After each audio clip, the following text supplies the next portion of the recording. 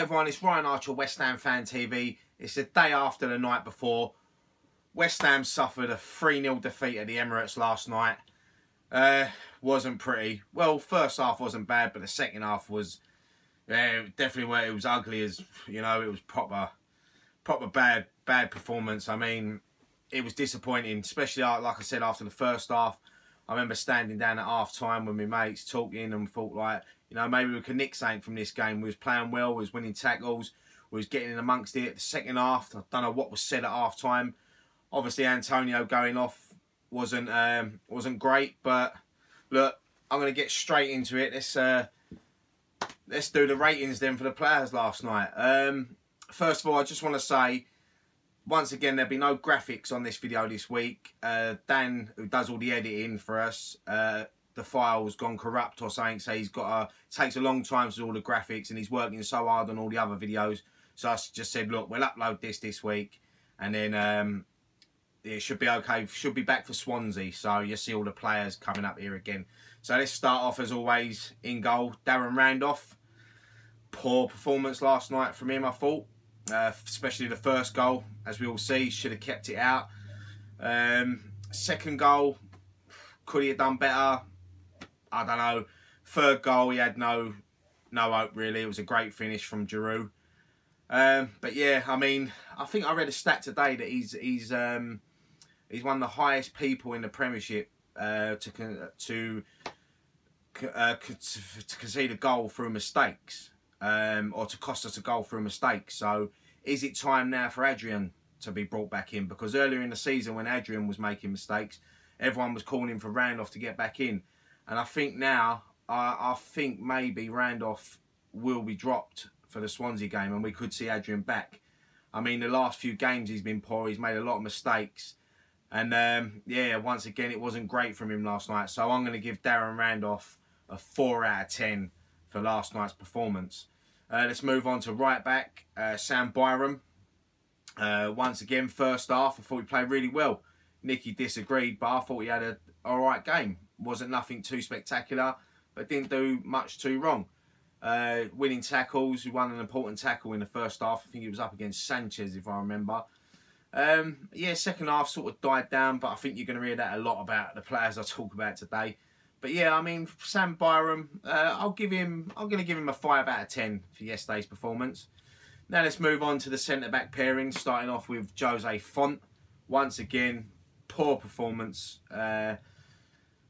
He just looks so slow. He looks so sloppy at times. He's positioning as well for an experienced centre-back. An international centre-back as well. I think he was sort of...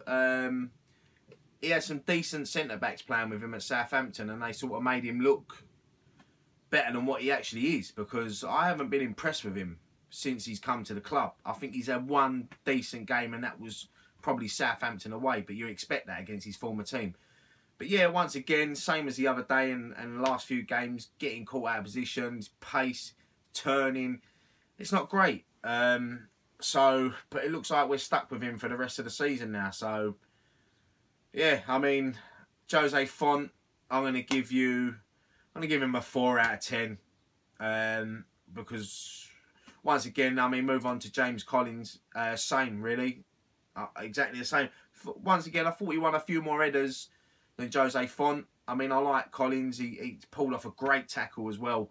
But it's just, again, once his pace. I mean, once Arsenal were knocking it about and turning him, I think it was for the second goal, we couldn't get nowhere. I think him and Byram couldn't get nowhere near Walcott. So I'm going to give James Collins, I'm going to give him a 5 out of 10, because I thought he was just that little bit better than Font.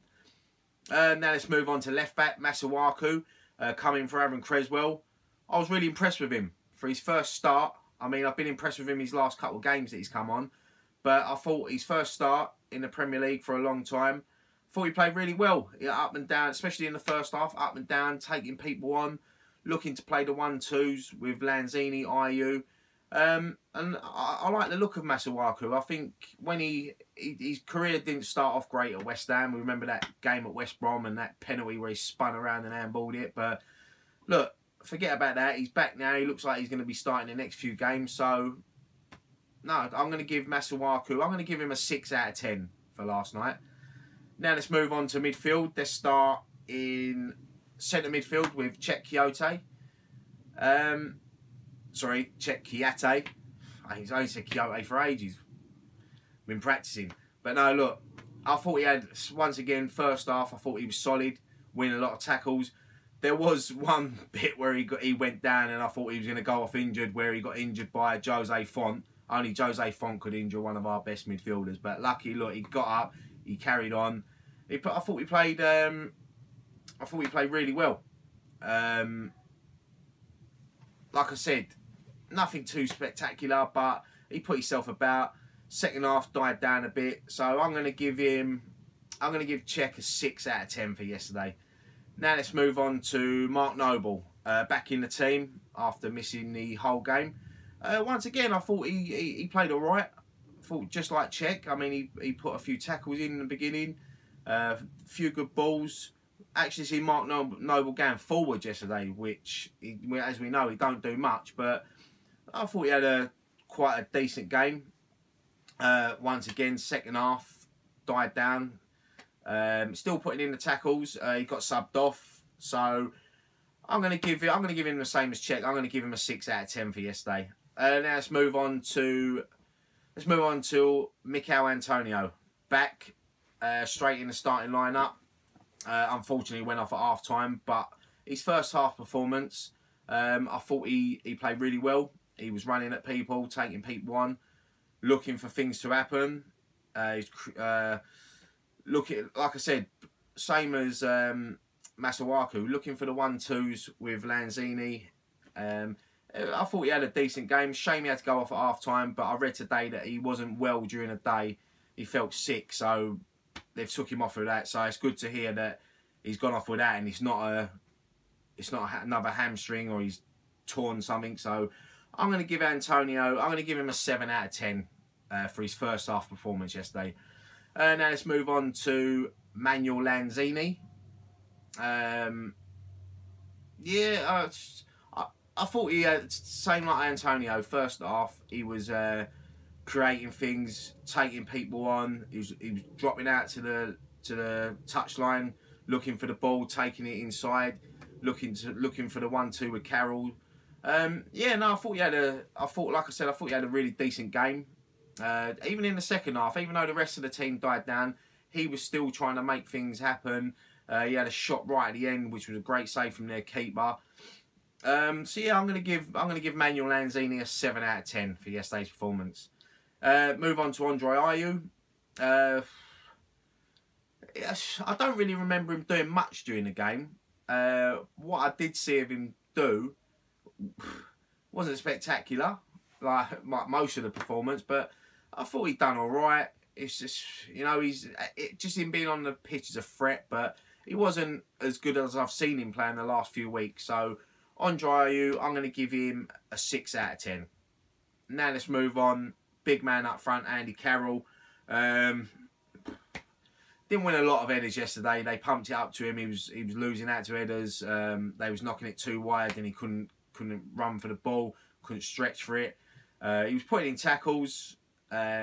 Typical Andy Carroll performance, really. But like I said, wasn't winning as many headers as he can.